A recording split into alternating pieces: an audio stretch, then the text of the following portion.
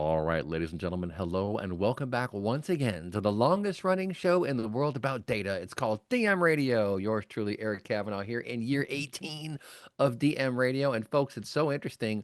We've talked about this topic before, but I don't think we've ever had a show specifically dedicated to the drivers that are powering your data ecosystems. People just take this for granted. They know ODBC, JDBC. A lot of people don't know where that comes from. There's a company called Simba, and Simba is now part of a company called InsightSoftware. They have a whole collection of tools and technologies. Frankly, we're doing a series with them on these subjects. But the ODBC and JDBC drivers, they are the workhorses of the data industry. They connect your data to all kinds of systems. They allow you to do your analysis. That's the fun stuff. And today we're going to hear from my good friend Jennifer Stirrup of Data Relish and my other pal Jeff Hainsworth of InsightSoftware. And a little webinar, we just did a preview of this show where we talked about some of these topics. Jennifer had the funniest line I think I've heard in a good long while. And it really brings, I think, tremendous focus to our topic today. And she said basically, ODBC and JDBC, they help you get your data vegetables. Everybody wants the candy. They want the visuals and the graphics. Well, guess what? None of that stuff has any meaning unless there is the roots, if you will, of the truth, and that is your data vegetables. I gotta hand it to you, Jennifer. That's really funny. And you're in this industry, you're always tackling these issues. You joked the other day that you'll walk into the canteen and you'll see people drinking their coffee. You're like, oh, what are you doing? Oh, waiting for my Excel spreadsheet to load. That's a red flag, right, Jennifer? Absolutely. I don't think people realize how much productivity is actually lost because people can't find the spreadsheets, they can't access their data, they can't open the spreadsheets. Now, Excel is over 30 years old and it's had, what, 3 billion users since then? That's a lot of really terrible spreadsheets. And people, I think, have problems accessing the data. And that's why they start to put things into Excel. And we know that that is all sorts of risks in there. It's not tested, it's not always secure. Don't get me wrong, I love Excel. But I really do think that is the data candy. And people really need their vegetables in place first. Yeah, that's really funny. Data vegetables. Jeff Hainsworth, I'll throw it over to you to comment on. I think we've already found our theme of the show. Go ahead. No, absolutely. It's interesting. So, in my history, I started as a software developer. I was a solution architect and consultant for years with Dundas Data Visualization. Now rolled into Logi Symphony. So, we did analytics, dashboards, reports. And whenever we'd have a client, we kind of joke internally. It's like, all right, this is going really well. They're going to love the software. When is data going to kill this project? Or not kill it, but, get in the way. Right. And it's exactly what Jennifer's saying. You don't get those vegetables in order first. It can be a headache. Right. So making sure that that data prep is out of the way. Teams, I don't think they realize a lot of the times, especially if you're kicking off like a big analytics style project, that, if your data is not ready and you haven't looked at it, that dashboard isn't going to give you anything useful. And real Right. time is a big piece of that as well. Right. Okay. I got data now, but it's a month old and the team has to spend a month to get the next cycle ready. That's another problem. Right. Well, and you really hit on a point the other day, Jennifer. I'd like you to expound on this. The hidden costs, because people just get accustomed to doing things a certain way, and they don't realize that if you're not using a proper driver, you're adding a whole mountain of work to your workflow, and it's going to take time. It's going to cause headaches. You have to normalize. Can you kind of walk through just an example that you've seen about how time is just thrown out the window if you don't take the proper approach and use the right drivers? It's a problem I see in very many organizations. One example I have in my head is I was dealing with an accountant and I was showing her just some simple tricks about putting data together. And she spent 4 days out of 5 a week trying to export and import data and put it into Excel. And what she said to me was really insightful. She said, I didn't go to university and pay for my degree and invest all of this time and effort to come out and do something that actually isn't using my skill set. And I actually wonder to myself, how many people feel like that when they can't access data? Because it's not fulfilling for your teams. And I really think Right. that's a hidden cost. And if people are happy just importing data and exporting it again, what's happened there to that person? It seems to me that where did they lose that sort of initiative and that passion for data? Because I think the issue is data is so central to so many roles today. I think everyone's second career is really data analyst or data scientist or business Wow. intelligence because we are using data for so many things. So it's like a hidden second career for so many people. And this is why it's so important people have access to the data. If they don't have access to the data, they will start making it up. Now, that sounds really terrible, but I see this and I say, where did you get that data from? And they say, well, I took this data I had from 2 years ago and I kind of, I thought it's kind of changed a little bit since then. And I think this is an absolute data governance nightmare. So I think what's important about drivers as well is really about that data governance piece. It's the part that organizations aren't always comfortable talking about because they're not always very good at it. And I think that's Mm-hmm. important as well. There's all sorts of hidden costs. And when I look at drivers, I don't think I've ever come across an organization that says, you know what, I'm really glad that we rolled our own and we did it our way. I don't think I've ever come across that. And I've been in the industry almost 30 years, and I just think it's about companies should stick to what they're good at, and that Mm-hmm. is serving the customers, staying laser focused on that, and not getting too sidetracked with the IT company Right. issues. Because every company is an IT company, every company is a data company as well. So you have to get these things in right, particularly data.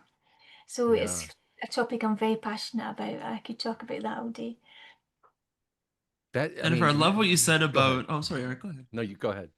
Okay. Yeah. What you said about if they don't have access to the data, they start making it up. Does that sound like somebody else we know in the tech industry? Starting with an A, ending with an I. Don't have access to that data. It's just going to hallucinate an answer for you.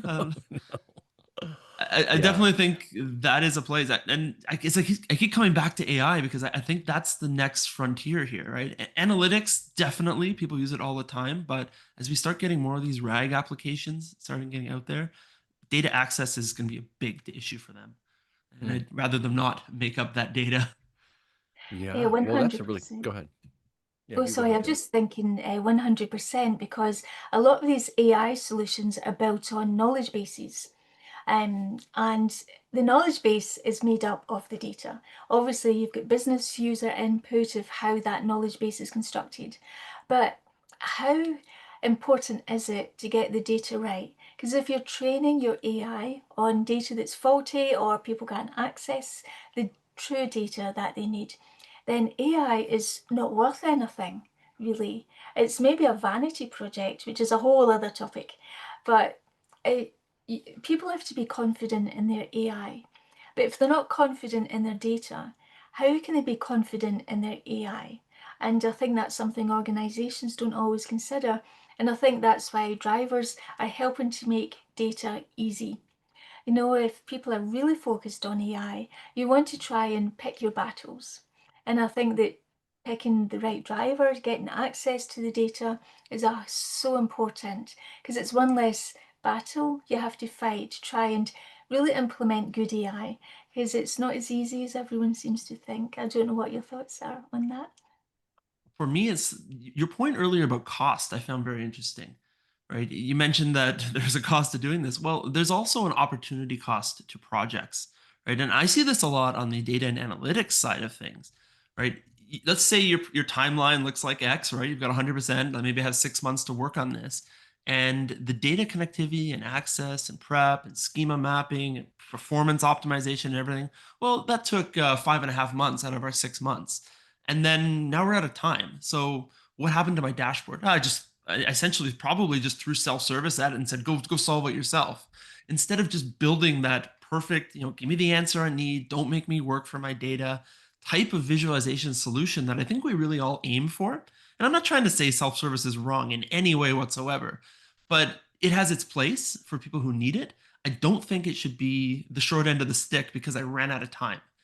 And I think that's the opportunity cost of getting data wrong in a lot of cases. Just poor visualization. Didn't have time to focus on it. That's true. I must admit, I've got a bit of an issue with the term self-service. This might be a bit controversial.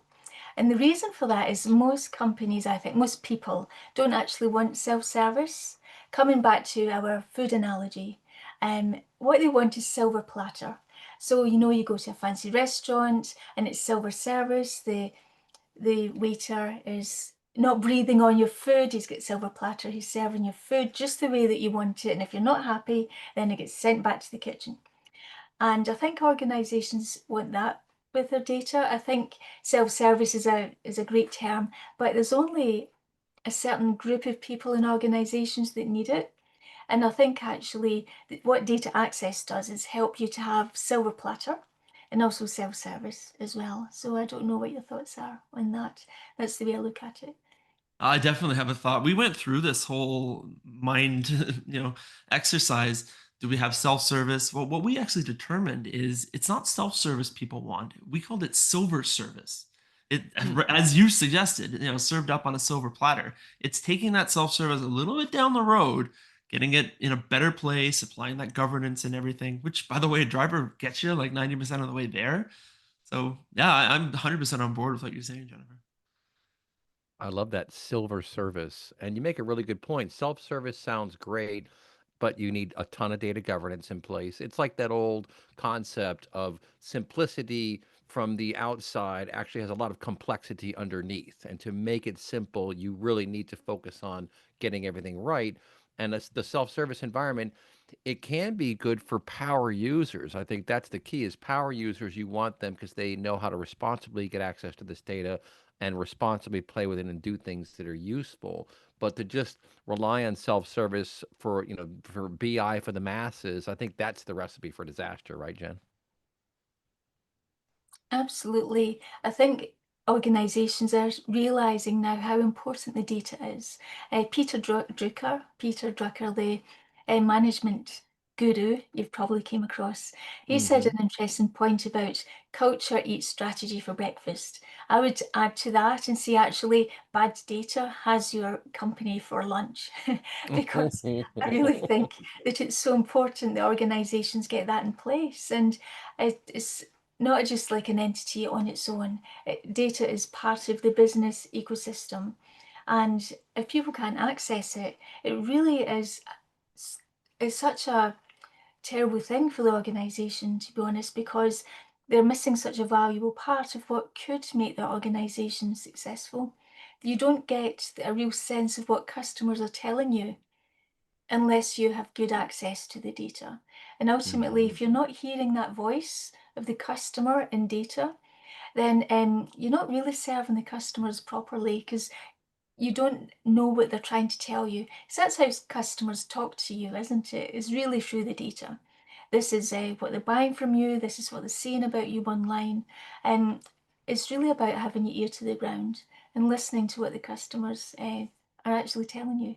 I wonder, I'd be interested in your thoughts on that, Jeff. What's your takeaway? Yeah, you know, all I can think of when you're talking about that is, how in technology everything kind of comes full circle. When I said the hallucinations kind of sound like AI, what you're describing in the self-service world also sounds like AI to me. Right? AI is a form of self-service. And people, what they're hoping for today is to be able to hook that right up to enterprise data and start asking questions. Right? But you've got that issue of, do I have access to everything I need? Are there regulations in place? Is it just going to start making things up? So as I said, that's the new frontier for us. It's getting MCP access into, whatever, maybe you want to use Claude to talk to your, well, in our case, our Simba system that talks to your data. Well, we can do all that with regulation in place. So we are actually providing that silver service for AI directly using us. So yeah, I think this is kind of the new frontier of self-service, taking it one step further beyond AI. Just give me whatever you want. To let's get this in a box a little bit, right? We want to make sure the output is not deterministic. It is deterministic. Sorry, we don't want non-deterministic outputs, which in BI is a huge problem as well, right? You don't want AI building your dashboards and your reports. It's kind of the same issue. You want to make sure that somebody has vetted this, they've thought it through, everything that's on the screen makes sense. The questions that AI can start gleaming out of your data It's the same issue. Hmm. Yeah. That's a really good point. And as I'm thinking about it, MCP, so at the driver level, you have these architectures, right? You want to have the optimal architecture for a variety of reasons, but the driver, in a sense, is a set of guardrails. When you start talking about having guardrails for your system so that people don't, go off the rails, basically, and start making some crazy stuff up, that driver is, in a sense, that first line of defense for guardrails. What do you think about that, Jeff? Absolutely. Yeah. And I think that's something we maybe we'll talk about in our second segment, but there's a lot of benefits that come out of a driver that are essentially those guardrails that you're talking about. And Jennifer, you want to comment on that too? Yeah, I was just thinking about something you said. It's actually really insightful, I think, about self-service and AI having similar, people have got similar expectations of these. And it made me think that actually AI can be a great tool if it's used properly. But humans, we haven't ever really nailed dashboards properly, and we're hoping to do AI. And it seems to me that people's expectations about AI, data, business intelligence are almost wild in terms of what they're expecting it to do.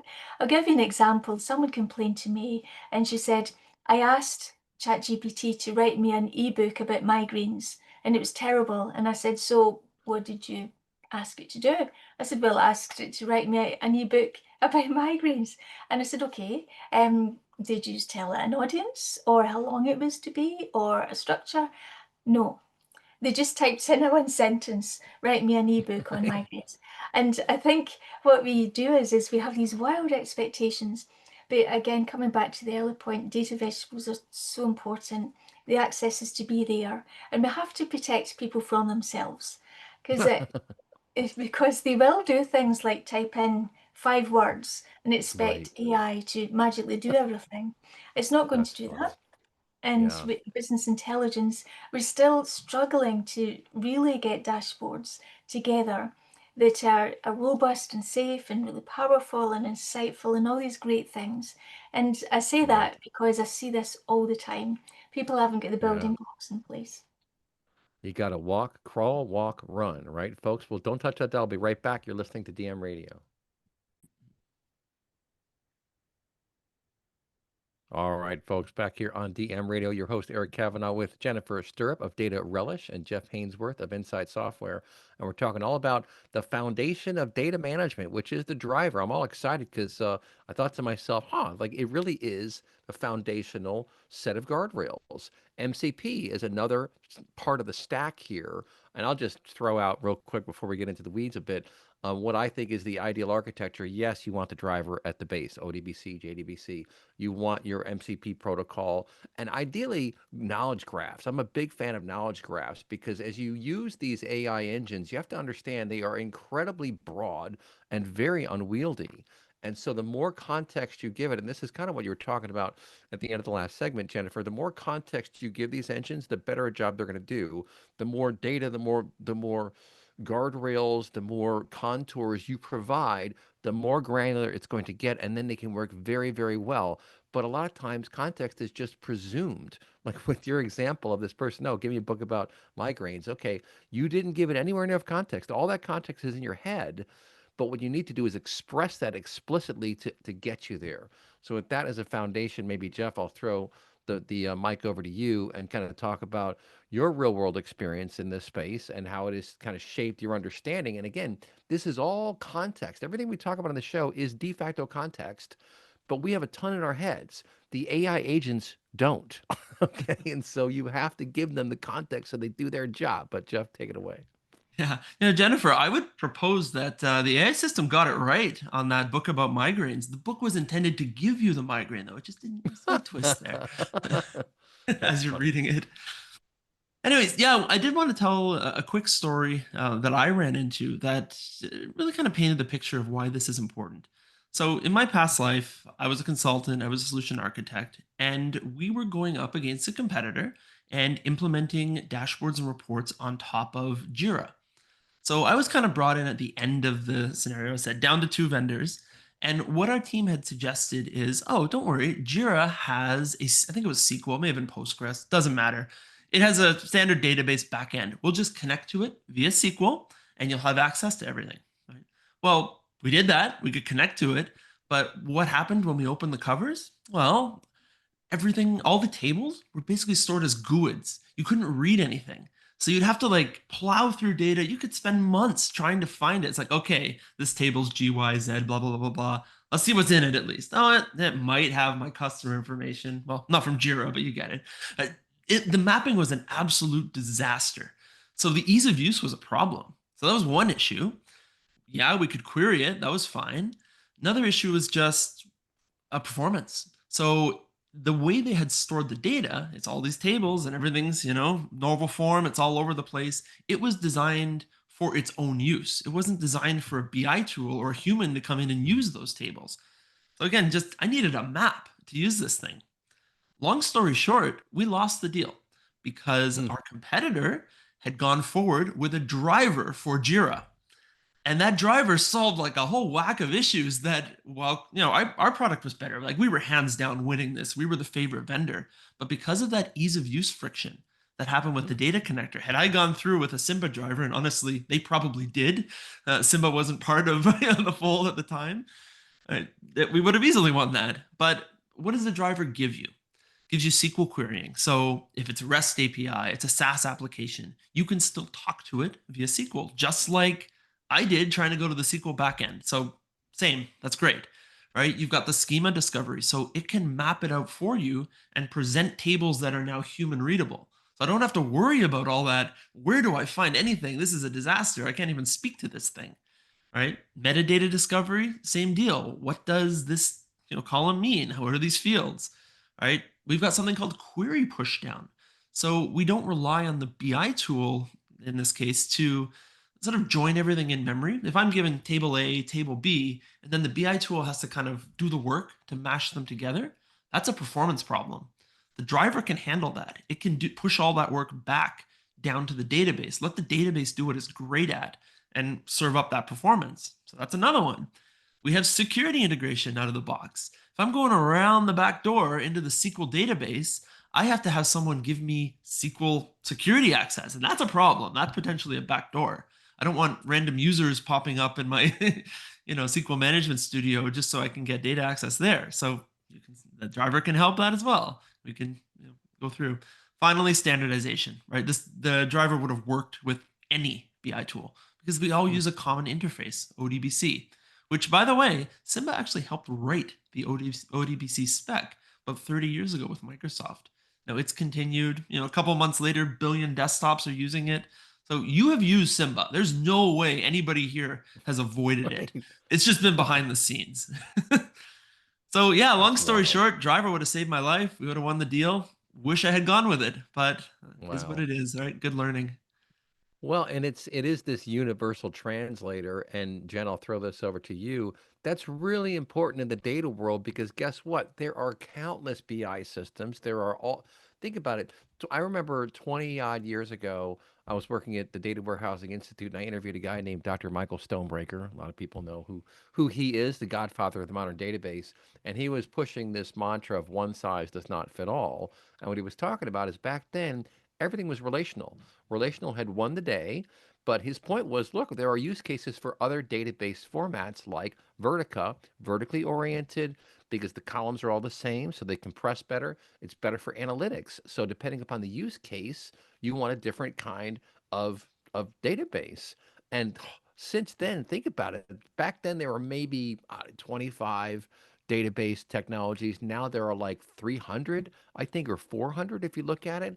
So having this driver serve as your universal translator, you're just solving all kinds of problems, expediting time to value, because nobody wants to wrangle with unwieldy data. It's not a fun thing to do, and it's going to slow down your analysis. It's going to slow down everything, and then you're just not even going to try. Or people just fall into these habits of, well, I pulled into Excel and then I sort by this and then I sort by that, and like, oh my God, and you're still alive. So the point is, you want to grease those tracks, solve at this foundational level, right, Jennifer?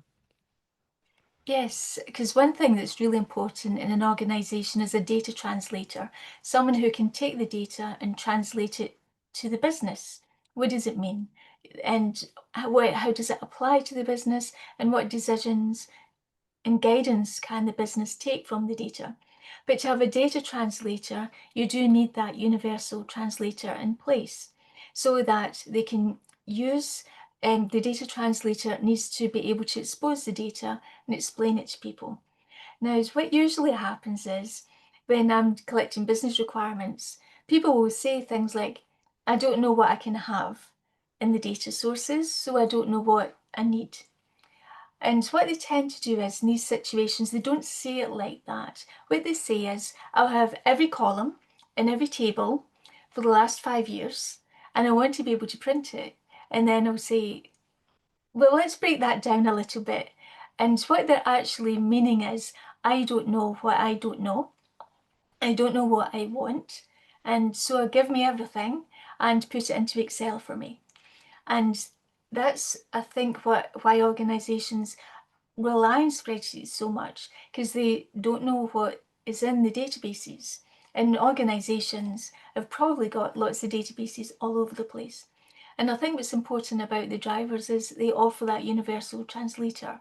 So you can do a data dictionary for an organization and do like a business glossary. Now, I don't know about you, but so few organizations actually have a proper, robust data dictionary in place that they keep up to date. So I'll often ask people, have you got a data dictionary? They'll say yes. So when did you last update it? And you can see people squirming. And it's true. So I think for people to translate that data into something meaningful for the business, to help them understand the requirements, because if they don't, they'll just say they want everything. And that's not ideal, because if you can't prioritize what data you want, then not everything's red alert. You can't prioritize anything under those circumstances that will really serve and feed the business. So data vegetables again, back to that. If they want the candy, we need vegetables in place. And that's where the data translator comes in, trying to help you to move through your courses, as it will.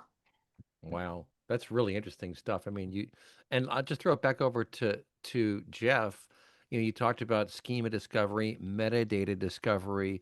Metadata really is the glue that holds all these different systems together.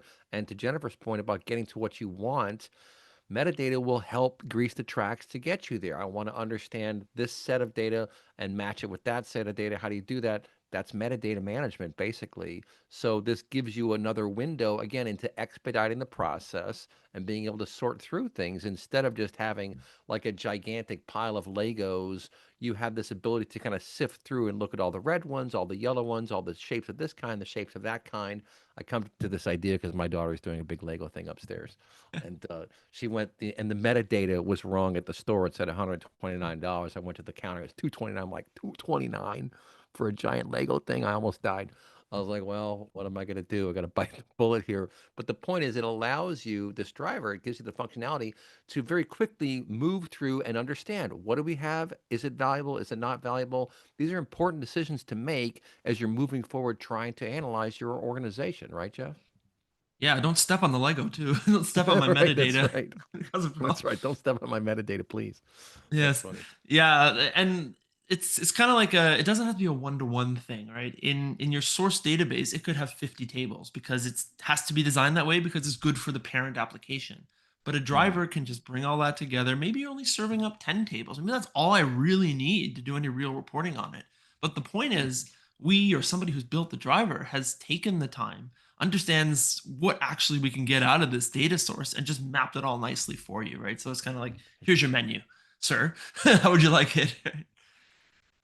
That's interesting. Yeah, that's a really, really good point. You're expediting the process because you're helping people sort through things. Jennifer, that's really what you're doing in the whole process of building a dashboard or a report or some analysis is you're trying to sort through massive amounts usually of relatively unwieldy data.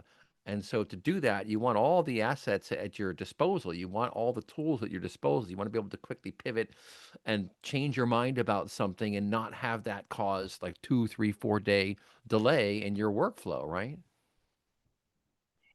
Yes, because I really think organizations don't understand how important it is to have consistency as part of their data foundations. And what I think drivers offer you is that consistency.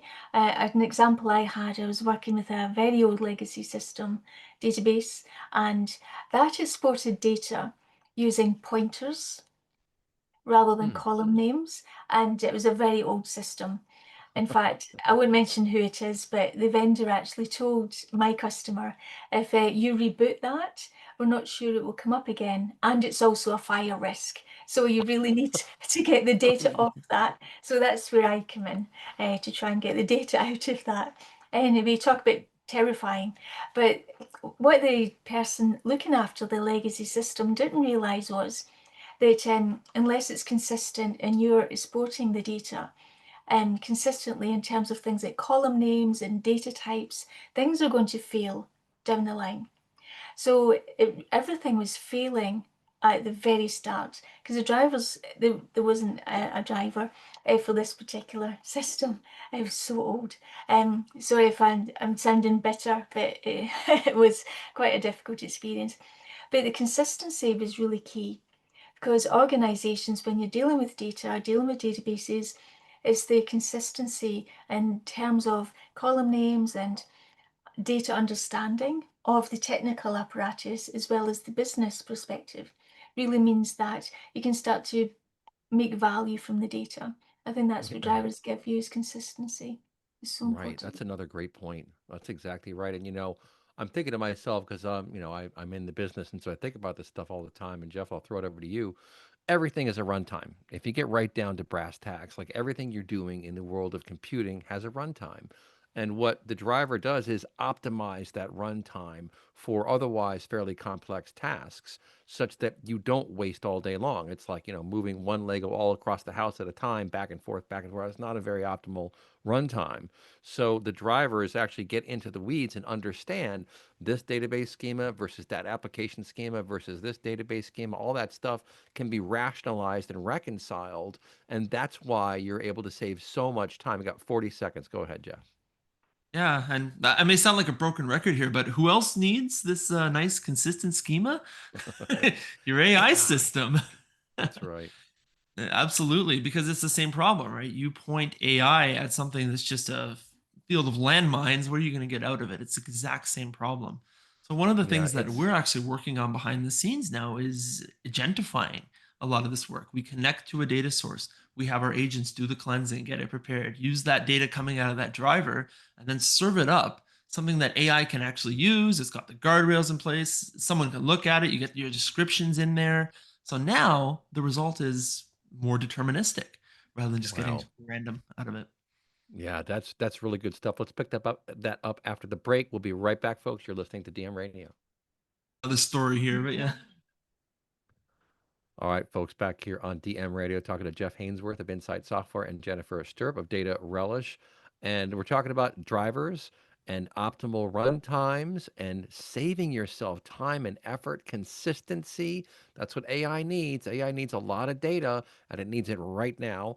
It needs it in the moment. How do you get that consistency? Well, these drivers are a core foundational component. They're going to save you a lot of time and effort because people thought about it. They thought about what you're trying to do, and they built out a pathway to make that happen quickly. Well, something we're hearing all about these days are REST APIs, and I'm old enough to remember when it was supposed to be SOAP, not REST, Simple Object Access Ooh. Protocol, and everyone else is like, we're just going to go with REST if you don't mind, leave us alone. Representational state transfer, right, is what does pretty complicated. Sounds like a jazz fusion band. But REST APIs are great, but not for everything, not necessarily for large amounts of data or business intelligence. Jeff, can you explain why that is? Yeah, and by the way, that takes me back. When are we gonna start talking about Java beans, Eric? Let's go. Wow. Damn, that really threw me back there, man. Wow. There we go. REST APIs. Yeah. So this is actually something that's been really interesting. And as we've talked to some of the newer companies on the block, REST API is always their go-to when they want to provide data access to their SaaS applications for their users. And don't get me wrong here, REST is awesome. I'm a developer. I would be upset if you didn't give me a REST API. I want it every single time. No problem. What we're finding though on the BI side of things is that analytical tools and ClickView, Tableau, Power BI, Logi Symphony, where we come from, they all want SQL access. They don't really want a REST API. And it will work. You can connect a BI tool to a REST API, but it actually adds a lot of friction to it. And it's very similar to that story I was giving you about Jira, right? REST APIs, first of all, you've got to worry about the login and the tokenization and everything. So you got that set up, and that's some code you've got to write. And then for every little thing you want to bring back, it's a little different. What table do I go to? It's not just a simple, write some SQL and use it. So while they will connect to it, it does add a lot of friction. And go on Reddit, like take a look at any of the subreddits where people are talking about BI. You're going to see a lot of hate on like, can you guys please not give me a REST API? It's like, yeah, I get access, I get it, but I have to now either warehouse it all over here because it's just kind of a pain to work. Performance is an issue. We've got things like what's it called? Rate limits. It's another one. A lot of REST APIs will have because they don't want you pounding their REST API while you're trying to do your reporting. They do kind of expect it to be pulled out. And providing a driver is a nice way to give just a better user experience for any of your users who you do expect to build dashboards and reports on. That's not wrong, but you can definitely get a lot less friction if you do it this way because of all those benefits I talked about. Just Right. simple query access, because that's Mm. how a BI tool works behind the scenes. Like when you drag a measure and dimension onto a chart, what is it doing? Most of them are just generating SQL, and they're throwing that into their data connectivity layer. And if you have a driver that's able to pass that down to the data source, all the better. I think it's going to have no problem using it. But yeah, that's what we've That's seen is very people don't know ODBC, JDBC, these drivers, these specs that can just make it easier for them. right. What an interesting point. And Jen, I'll throw it over to you. People tend to go, I tell my daughter, I sometimes go into default mode. You just do things the way you've been doing them. I'll like go in a certain direction. I take a right. She's like, no, Dad, we're going to my friend's house. Like, oh, sorry, I went into default mode. And that's kind of what people do with data access and with their workflows. But once you realize the time that you're losing and the frustration that you're just gathering, I mean, you're like, wait a minute, what am I doing here? You have that aha moment and you get it, right? I think that's true, and it's coming back to the productivity perspective as well. I don't know if you've ever considered what a SQL programmer will do when they're trying to access a REST API and they're not very clear on, they're not a developer, they are a database person, they write SQL queries. So what I saw someone do recently was they were accessing data through a REST API and they didn't know how to deal with JSON data. So what they did was they created a table for every single node in the JSON. And Oh no. and Interesting. when I looked at it, and because I had to review this, and I thought, is it me? There's hundreds of tables here, and I don't understand. And so I had a meeting with them, and I was asked, I'm really sorry, but I don't understand what's going on here. And it turned out, because there were SQL persons, they thought about it in terms of databases and tables, and I said, okay, so you've got literally hundreds of tables here from this one particular scenario. We've got 4 of these to do. What happens if the schema changes? Are you just going to add more tables? Do you update all the tables at the same time? I mean, the more I thought about it, the more questions I had. And I think I know I've said earlier, there's lots of Excel spreadsheets around the world that are probably terrible, but I also wonder how many sort of developer code is like that. And you see it in Reddit, you're right. But how many really ropey, insecure um, programs are written that are trying to access data from REST APIs and doing things like that? So yeah, so I'll leave that thought with you. I think it's another productivity battle because people are doing it, they don't understand it, and they're not doing it very well either. Right. Well, and this gets back to architecture, information architecture, solution architecture, really kind of understanding the end-to-end process of what you're building, what is the purpose for it at the other end, and people just going with what they know. I think that's a big part of it too, right, Jeff? You go with what you know. This is how I know to do things, so I'm going to do it. And you don't realize, as Jennifer suggested, that, okay, if you go down this path, you're going to have some major performance issues. You're going to have governance issues. You're going to have all kind of problems. And then what are your data engineering teams doing? They're putting out fires all day. Nobody likes to do that. It's not fun, right, Jeff? Absolutely. And that's actually, remember when I talked about different people using drivers different ways, right? Your enterprise is getting your one off, right? They may have it just because they need a specific reporting need, right? But we have a lot of ISVs who they want access to as many of these APIs as possible because it's a way to strengthen their roadmap, right? If I can add 10 new data connectors, that's 10 new major features in a way that I've added to the product. Right? So what's That's better to funny. give to your users? I could write it myself, the vendor, but then how much technical debt am I holding when this API changes to the point I heard earlier? Who's going to have to deal with that and rewrite? Right. Right? It's a lot easier just to package a bunch of drivers, get someone else to handle it. Like, let Simba take the technical debt, right? We don't. Oh, that's a good quote. That's a Yeah. really interesting point you just made because you're right. Like this is, there are all these challenges in these environments, and we kind of talked about this in the abstract, that the blessing and curse of this industry is that there are so many options. There are all these different databases these days, all kinds of BI tools, and I'm sure you've seen this, Jennifer. You go into some, even small to mid-sized enterprise, and they probably got like three, four BI tools and 17 different databases, and it's like, hello, it's screaming for a driver. Get the driver. What do you think, Jennifer? Yeah, I think organizations don't actually know what they have. And I think with the drivers, they actually enable organizations to see what they have. I remember holding a workshop once and I said, so, tell me how many business intelligence tools you've got. And people sent me an email to see what they were using and eventually got to 29. So the next time we had a meeting, I said, well, do you know you've got 29 business intelligence tools? And then I thought you've actually got 30 because nobody mentioned Excel. They mentioned everything else, but not Excel. And I think organizations don't realize what software people are using. And what's scary about that is if you don't know what you have, you can't manage it. Probably people are paying licenses for things that they aren't really using properly.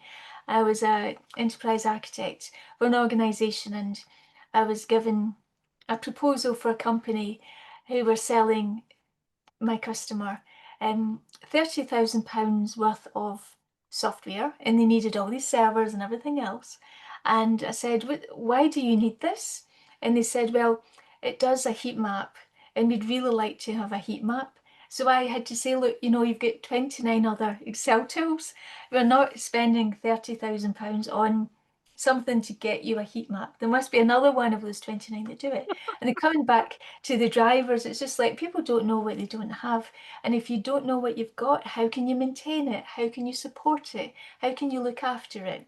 People notice it when it's broken, but Yeah. they don't notice Yeah. it the rest of the time. And what I like about Ooh. the Simba solution in particular is it just works. And I think that's Hmm. nice because you have to pick your battles and just focus on what the business actually need.